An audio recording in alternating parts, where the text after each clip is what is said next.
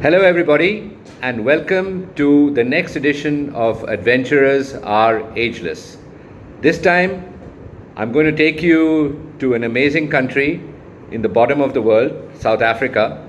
I'd been there a few times, but this time it was very specifically an adventure trip. I wrote this story for National Geographic Traveler. I'm just holding up a copy of the magazine.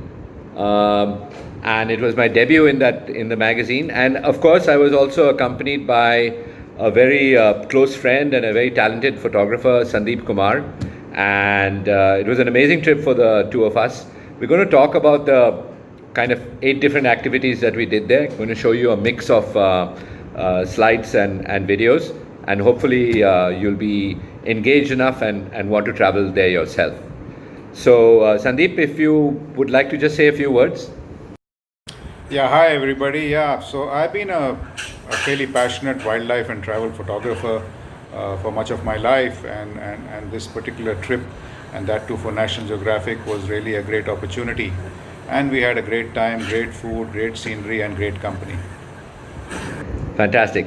I'm glad you remembered to put in the good company, Sandeep. I'll have to take you off the air. Okay, let's move to the first activity that we did there, and that was abseiling.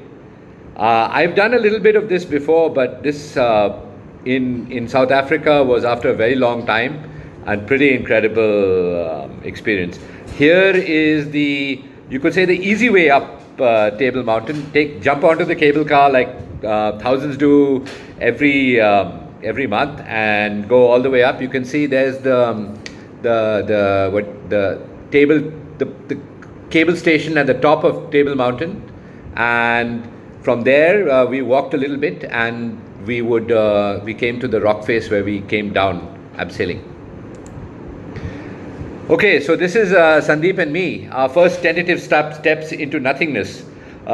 We've been given literally about 5 to 6 minutes worth of training, us 60-year-olds, by a couple of very young, competent black trainers. And they said, no problem, man, just go over the edge. And there we were over the edge, and there's Camps Bay spread out in all its glory below us. Beautiful countryside, but we weren't focusing on that. We were just more worried about how we were going to get down this rock face. And here, a little bit further down, and you can see the two guys up there at the top, and here I am. Sandeep has actually gone past me at this point. I'm very busy trying to just keep my footing on this rock face, completely virgin territory, and a fairly scary experience. Sandeep was very focused on his photography, and I'm now just going to let him talk about how he did this, how he shot this. So basically, the only way you have to keep yourself hands-free, so the only way to shoot really is a GoPro strapped to your head, and that's what this was. So unfortunately, Ranjan went before me, before I knew what was happening.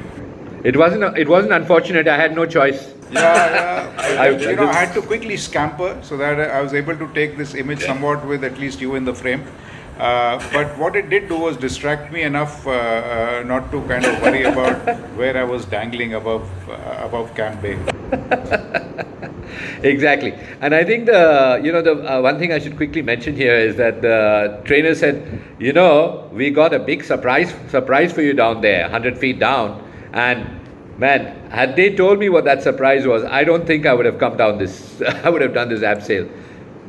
This was a surprise. We just went over that edge over here, and then literally we were dangling in space with no purchase for your feet. It was kind of horrific. And I just looked down and I saw like, oh my God, there's like 200 feet of this. And I'm way off the wall, nowhere to place my feet. And here you just have to come down this rope. And God, it was a frightening experience, I think my heart was pounding, my legs were shaking, and I got to the bottom, I was just like this total adrenaline surge. So it's like, like I said, you go up in the cable car and you come down this way. Very few people in the world have, and I would totally recommend it for adventurers and stuff, but, you have to be that sort of person to be able to enjoy this kind of experience. But it's something I'll never forget anyway.